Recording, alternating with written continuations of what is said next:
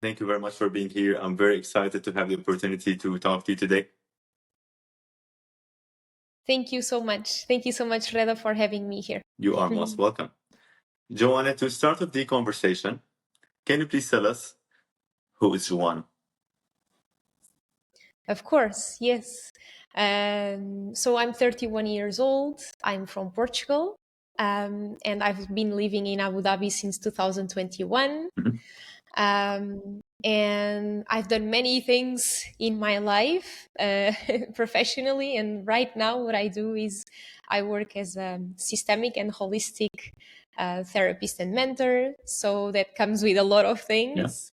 Yes, I think this is, in general, this is how I can define myself in a society, on the society matters, I would say.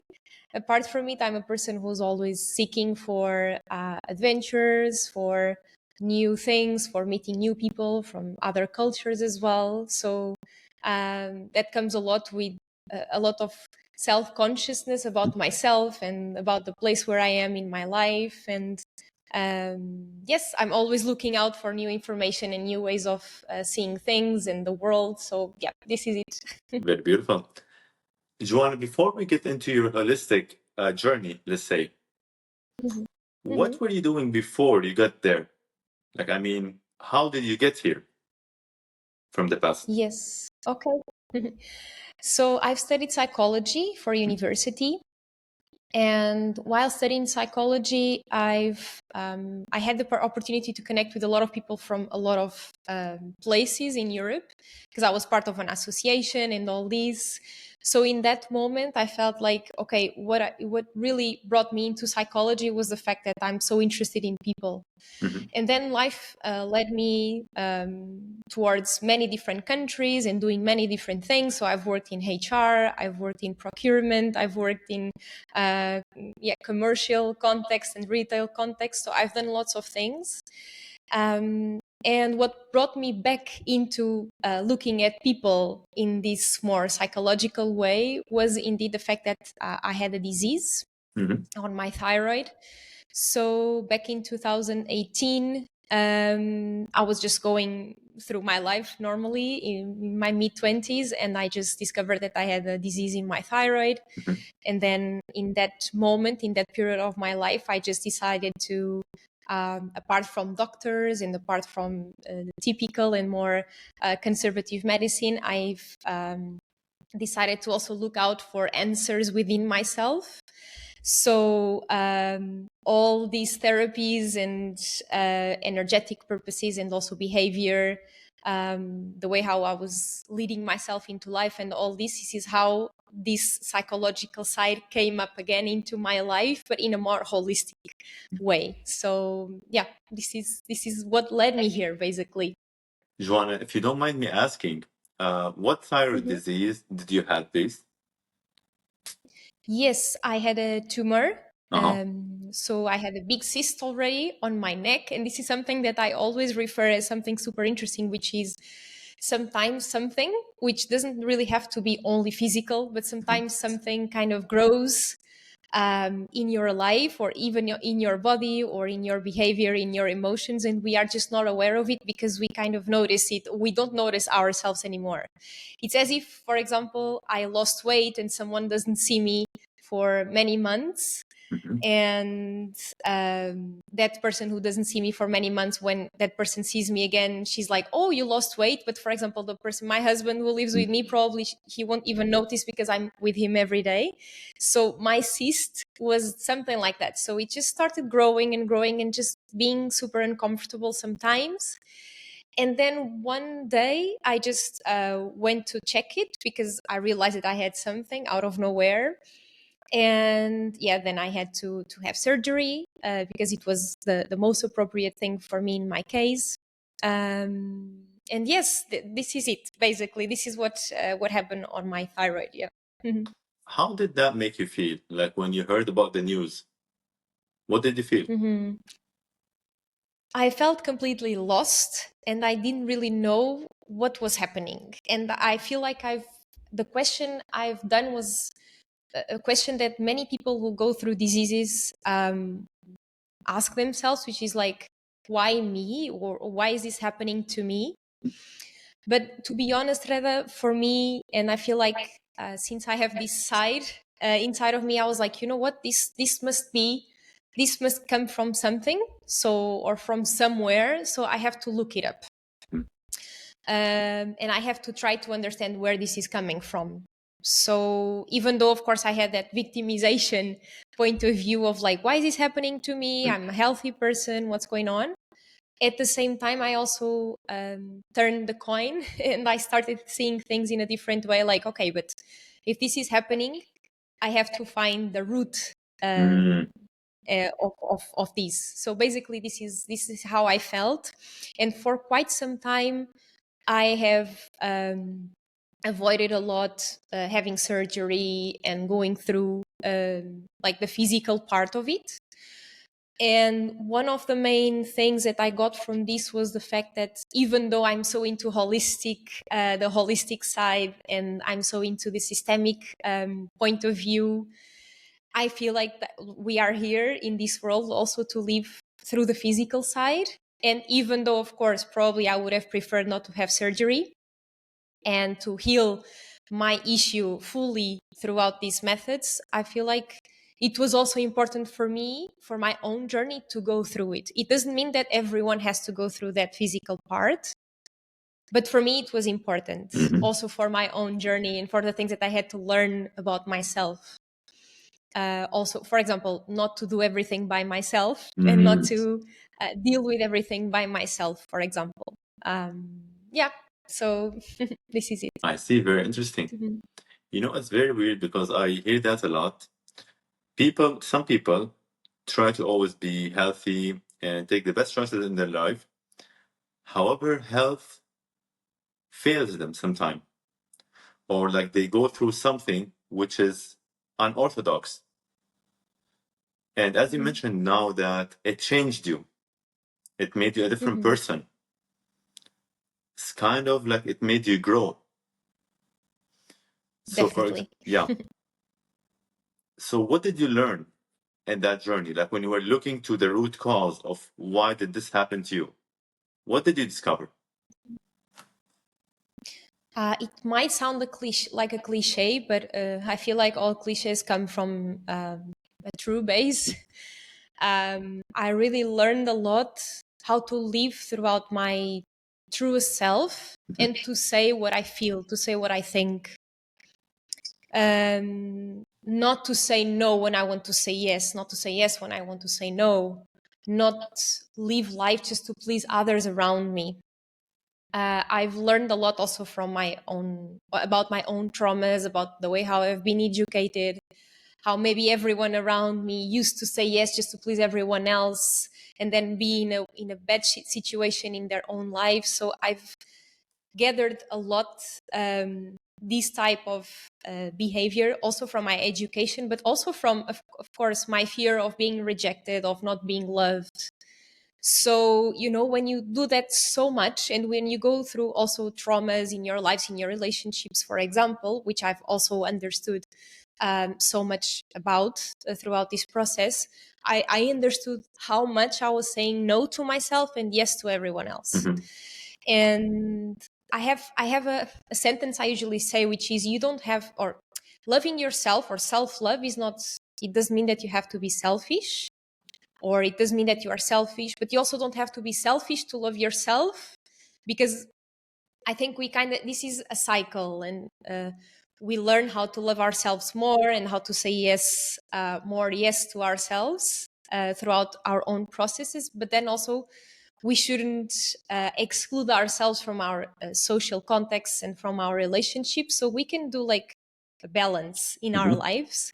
And I felt like throughout this whole process, because it's been many years already, and I feel like I've constantly every checkup I do, every little scary moment I have because some values of my health are not so good, or they become very, very good, like within a few months again, I feel like I just learn and constantly go into that again, like, okay, how many yeses I've been saying to everyone else and not to myself, and also how much am I doing by myself and I'm not trusting others because I feel like maybe doing this by myself is better. So I feel like these two parts have been a very important side for me.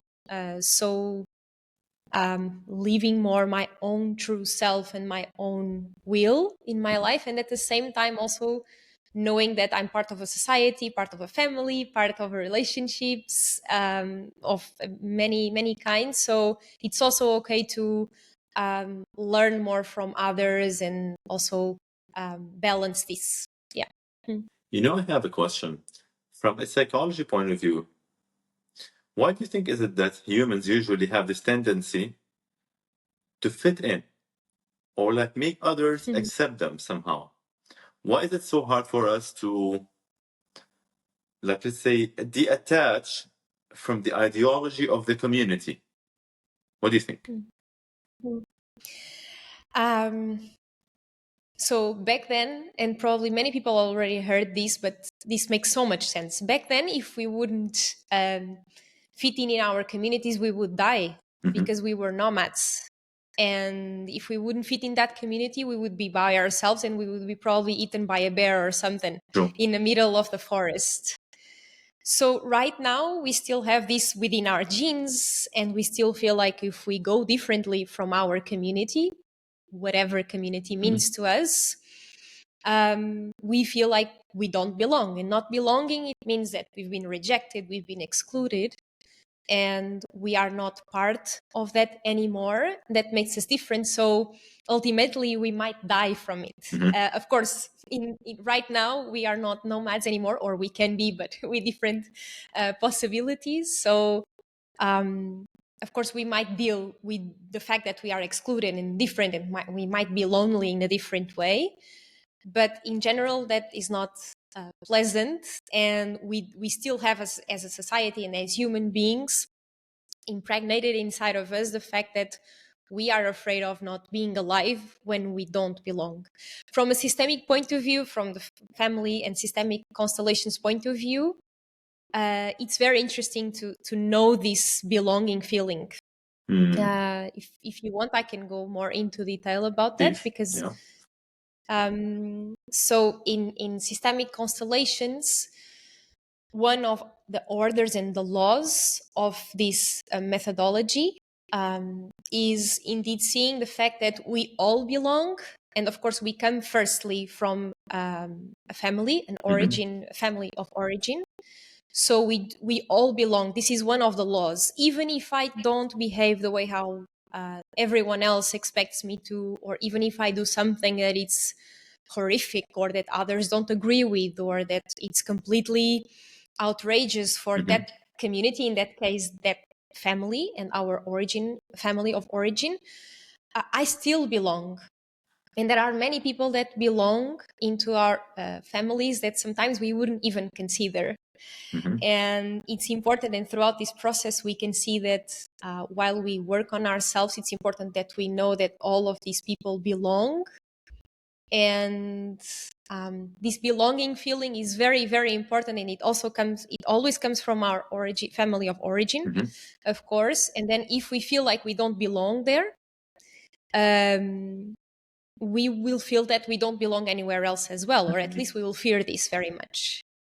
So the belonging feeling is very interesting, because it doesn't mean that we have to be similar, but it means that we recognize where we come from, and that where we come from, they also recognize the fact that we come from there, even if we are super different from them all.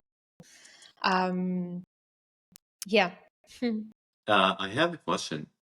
Is this sensation of belonging the same as why, as we are kids, we always try to seek the approval of our parents because we want to belong to the family?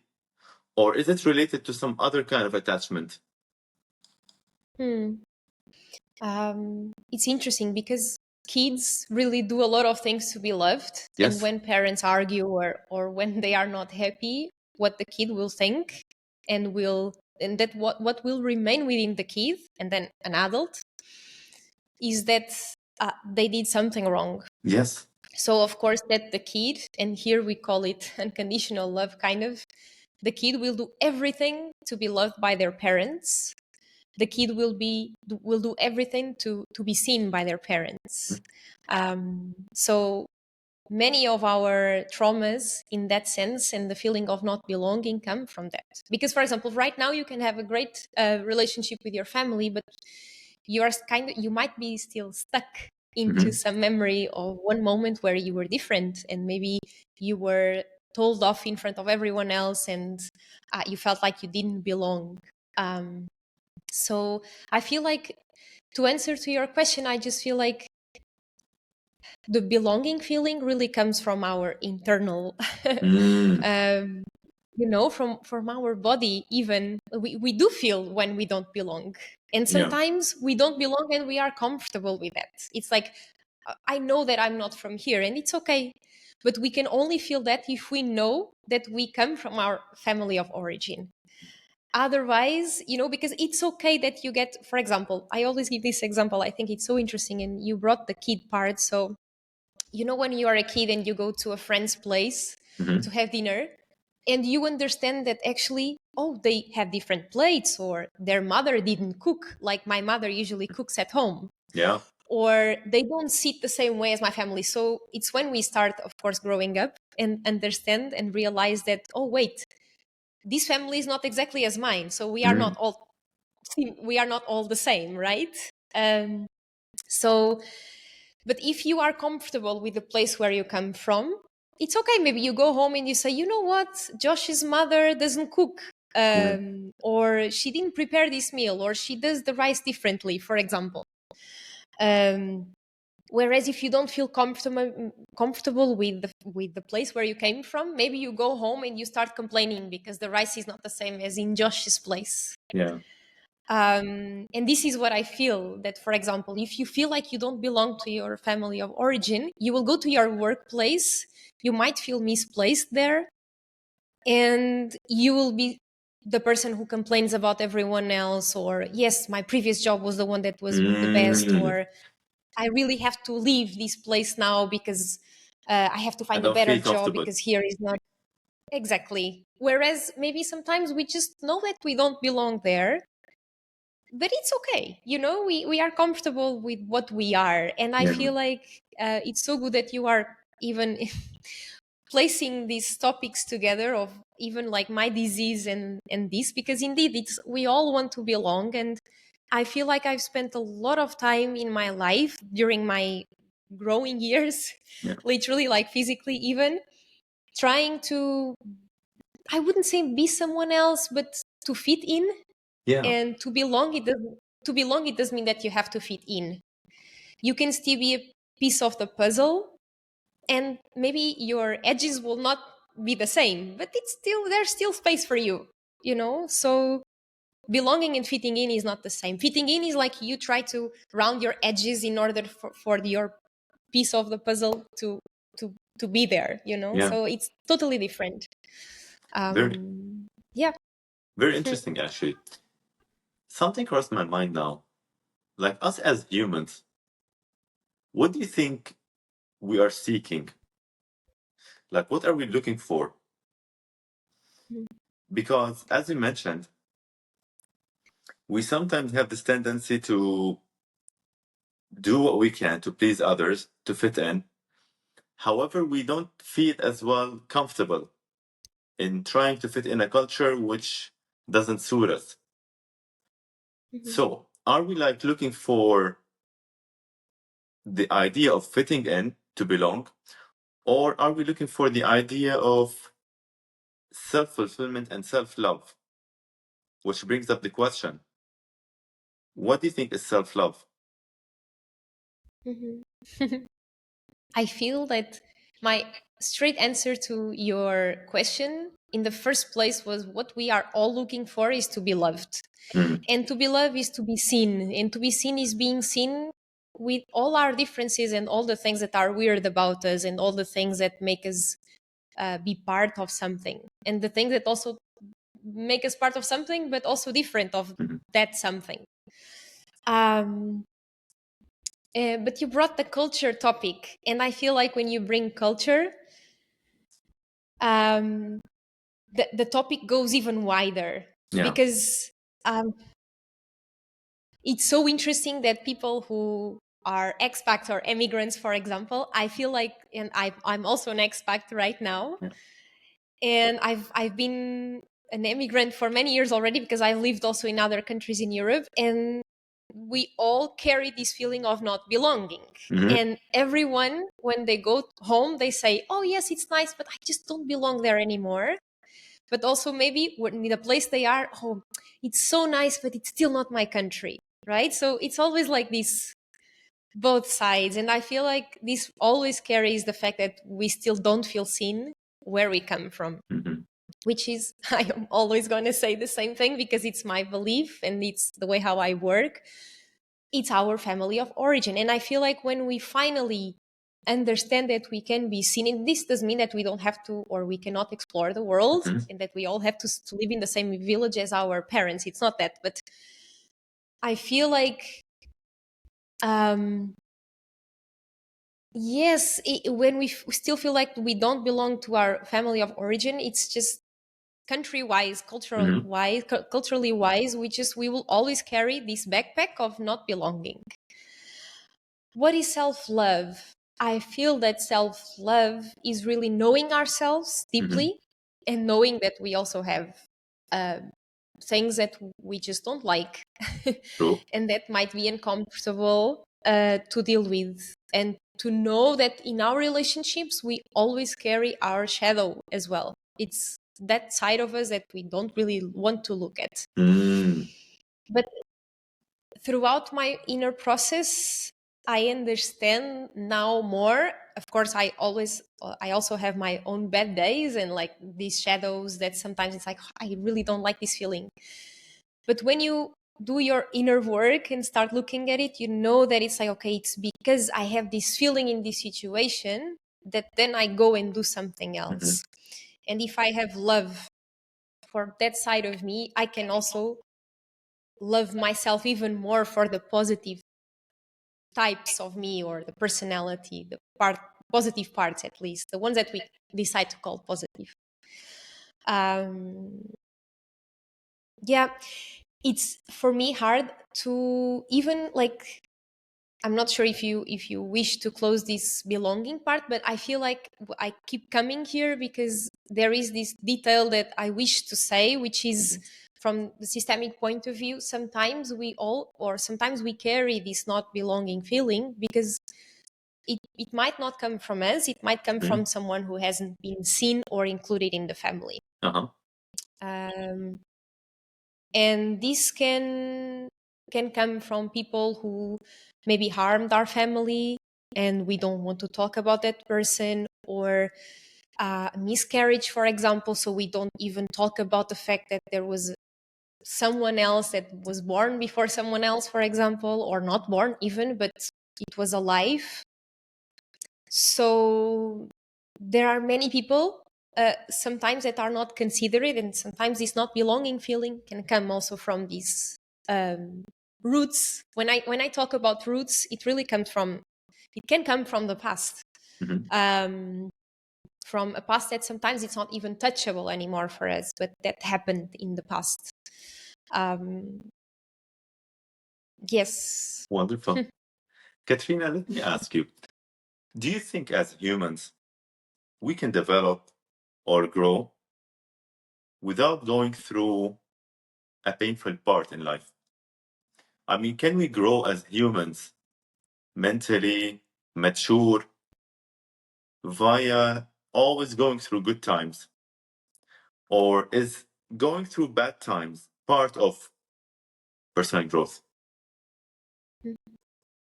I think we all have bad times. It doesn't have to be a disease. It doesn't have to be someone who died. It doesn't have to be something catastrophically, hopefully. Or Yeah, but I think that we all go through something that sometimes it's not pleasant, at least. And not to sound like another cliche, but what is it of being hard? I feel like nowadays it's very hard for us to admit that we are having a hard time. True.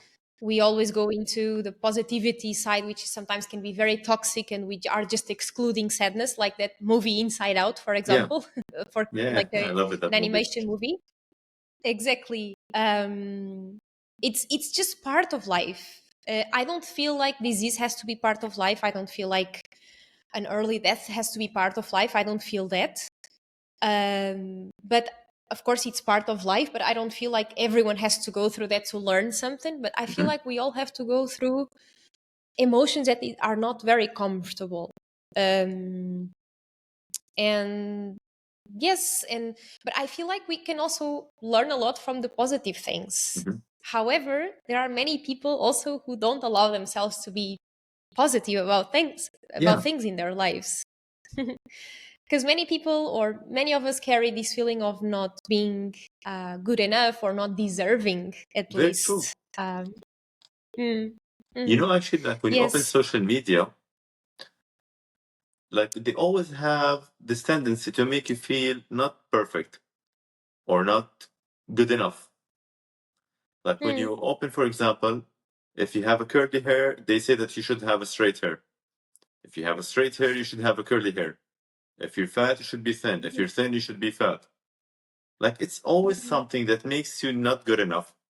So as humans, I think that we feel this tendency that, oh, we always have to work. We always have to change something about ourselves, which makes us feel not perfect and always anxious to be better. Definitely, I totally agree with you, and I think comparison is a big part of our society nowadays, because we compare ourselves to something so minimal and to something so limiting as like little squares. Yeah. uh, and which is something that in the end we all choose to do. So kind of we usually choose to do in certain contexts. So it's very hard for us. Sometimes I wouldn't say that it's too much information, because I love to be free in the way that our society now can be, and being so aware of so much in the world. But I feel like we have so many choices right now that they can be also, it can be struggling for us to go through life and being sure that what we are choosing is actually what we want and not what we've been influenced to do, right? So I agree with you. It's hard nowadays to feel like we can be comfortable with who we are, but this feeling of not being enough,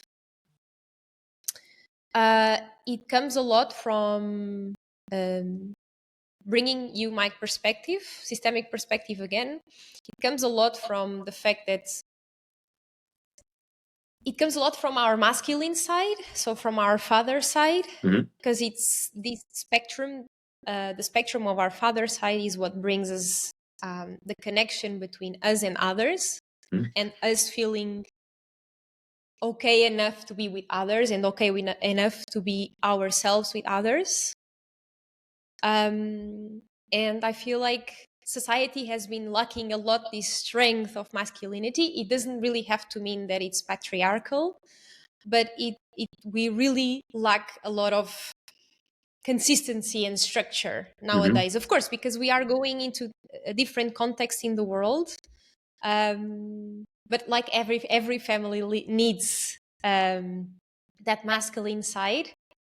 We all need this as well inside of us, to just know who we are when we are with everyone else, to know that we are enough inside of us to be then okay with maybe not fitting in, but still knowing that we are ourselves. Beautiful.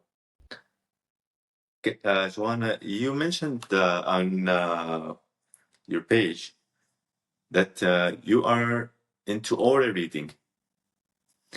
What is aura? Can you please define what is aura in particular for those who don't know? Of course. So our aura is our energetic layers around us. And within these energetic layers, basically, it's just, I could define this, and I love to define my aura as my own personal bubble and space.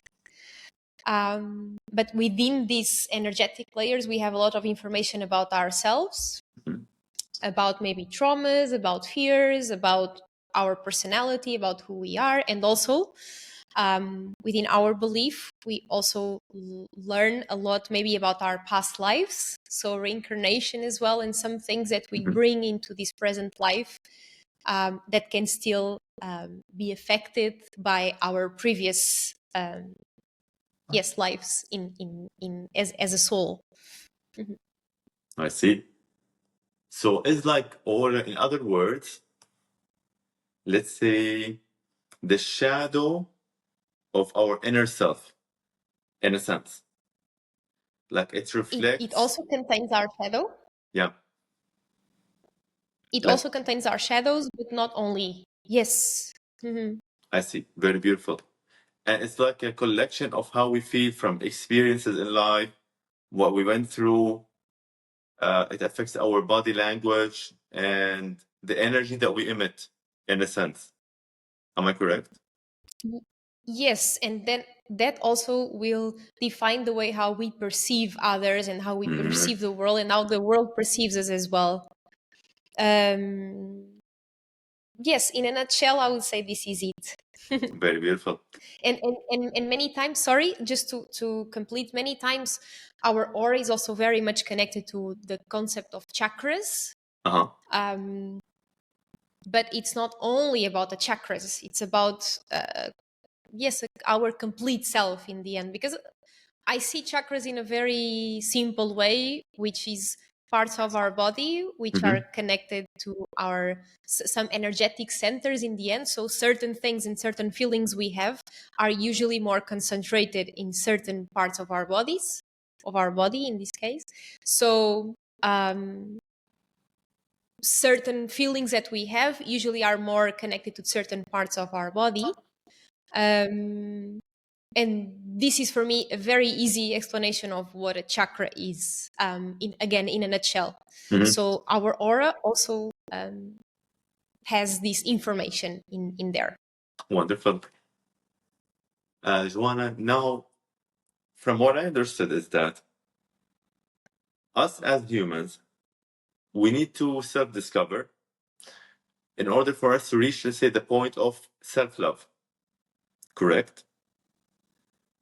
Now, in the society that we are in, there's a lot of noise which affects, for example, how we should think or how we should feel.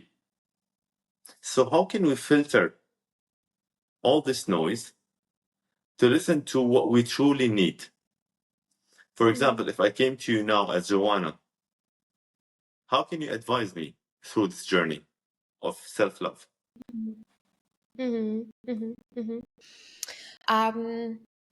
It's interesting because you said that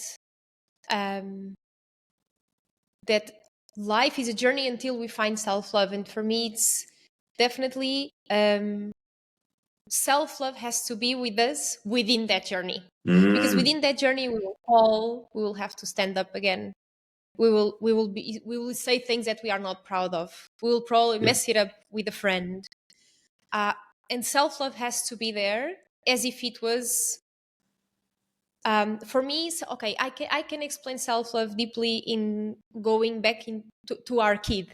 So imagine that you have your inner child, so the kid version of yourself next to you, and if it's like as if for example your childhood version of yourself is next to you, and if you don't have self-love on the other side of you, you'll be mean to your kid when he does something wrong, or when he's not been responsible, when he was not punctual, or when he said something he shouldn't have said, or when he's eaten too much when he was not hungry, for example. So if you don't have self-love in the other side of you, kind of to balance things up, you will be a very mean adult to yourself. So this is for me, I could, in a very practical way, I could define self-love in this way. So being with us throughout the journey, it's not like a goal. It is a goal because we lost it throughout the way. But I feel like if we find it, it's our journey to just kind of dress or wear that jacket of self-love every single day. And sometimes we forget it at home or at somebody else's place because we put their needs first than ours. So we forgot our jacket of self-love in their place. Yeah. So for me, self-love is this. It's something that should be with you throughout your bad days as well. So, but think about your inner child. If you don't have the self-love with you, you're going to be maybe a very mean parent to your inner child. And this is how society is going to treat you as well. So, answering then to your question, boundaries are very important for us to know. And you said like to kind of shut down that noise. And when I say boundaries, it means that at least once a day I'll put myself in the first place, even if that means waking up at 5 a.m. to have half an hour for myself. And for me, that can mean that I'm doing Reiki, that I'm meditating differently than Reiki, that I'm, I don't know, writing, journaling, that I'm exercising. But for you, it might mean that you just take your own coffee and you are at peace. Yeah.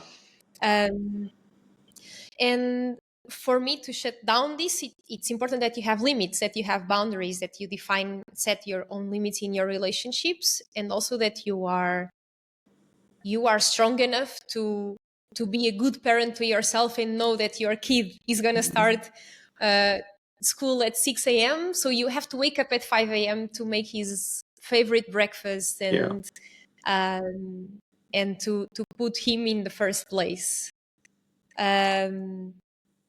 And I feel like this can be the way for us to filter like everyone else around us. And then you can do that, of course, through meditation, when you exercise, which is so important, when we sweat. It's the way how we can expel so many toxins out of our bodies, not only physically, but energetically and emotionally. So everything that society lately and the Instagram has been telling us lately that it's healthy, it's true. So have a good, nourish yourself positively in terms of relationships, in terms of food, in terms of habits. But also don't forget to know what it's actually good for you, what brings you pleasure and at the same time feels good for you. And yeah, that inner kid, that inner child version, I feel like it's important that we all carry within ourselves, for us to remember that I wish my father had time to do this for myself every day, so now I'm going to do it for myself. Even when I wake up in a bad mood, even when I don't want to go to school, he would always show up. So it's what I have to do for my kid, even if my father didn't do it, for example. And I feel like if we start our days or if we end our days within this energy, we can then filter better everyone else around us. That's a very beautiful insight, actually. I love what you mentioned about how, for example, us as individuals, each one of us have like a different Reiki or a different way of finding peace. For you, it might be different than mine. That's very beautiful. Something crossed my mind now. What do you think is the role of family and friends in our lives? What do they fit in? A very important role, definitely. The only thing I have to say about this is, to start with, they shouldn't be more important than ourselves. And that life goes on. So if certain friends are maybe not aligned with us anymore, or if we are not aligned with them anymore, it should be important that we allow them also to go and for us to also go. And it's the same thing with family. Of course, everything comes from the family part in the first place, which is, I came from a family, but also if I want to have my own, or if I want to have my own in my own terms. Not everyone has to choose to have a typical family. So whatever it suits you. My goal is to look front, like straight in a way. So knowing that but it's impossible for us to do that if we don't know and we don't acknowledge where it come from. So for me, family plays a very important role, first of all, to tell us where our shadows come from and also where our skills come from. And then from that, and from their stories, and from their maybe like how much our family members suffered in the past, or they went through something very hard, and that brought a lot of strength into my family. And maybe my culture and my traditions in my family come from the fact that my great grandfather, for example, had to suffer so much to actually have a house, for example. Now I know the things that are important to me also come from this strength and from this resilience and from this history of my family. But now I can also do something else for myself. So, for me, family also comes with this balance, which is I have to know where I came from. And this doesn't mean that I have to know everything in a nosy way, that I have to know everything about them and their past and their choices and the things that they did wrong. No, it just means that I know and I can recognize in me parts that come from them. And at the same time, looking forward, like I told you before, it's also important, like, okay, I know where I came from. So now I can look forward and I can build what makes sense to me. And there are certain things that I will choose to do, and then and to reciprocate, or to just move forward with me and to pass it on to my children, for example, or not. There are other things that maybe, okay, I can pass strength, but I don't, in resilience, but I don't have to pass on to my children that their great grandfather went through so much and suffered so much by, for example, beating them up, for example. So can we see these things in a more positive side? So for me, family, and then friends, because I feel like it's a continuous part of family. I feel like they are a very important part of our lives, because it's what gives us base, it's what gives us context, but also it shouldn't be limiting of our own possibilities, and our own potential and our own choices. I see. Very interesting insight. Like, I think then in that case, like family and friends, friends, they play a very big role in having a base, let's say, for our behavior, or base structure for that we can measure on our behavior in a sense and grow from, like as a standard, for example. Yes, it can be a standard. There is one amazing teacher of my life who usually says that family is the stage of karma. And I don't want to bring topics like karma here, because it's just a way of saying it. It's not, my vision is not about karma. I feel like we should know how to behave so life responds in a positive way as well. But so for me, karma is about that. But I feel, and this sentence from my teacher is very nice to me, which is, yes, it's when I look at my family, I see the things that I come to work on myself as well. I feel maybe certain things that I don't like in them and that I have to work on myself too, because if I see this in them, it means that I'm also carrying these. There are other things that I look at them and I know that this was because of my mom and she did this to me or something. But our parents, first of all, already did what they had to do for us, which is one single thing. They provided us with life, being alive. Everything else, maybe the traumas, maybe the hard times, maybe the positive things, they were all like pluses. And I feel like the presence of our family in our lives always has has to be conscious and from a loving point of view, of course.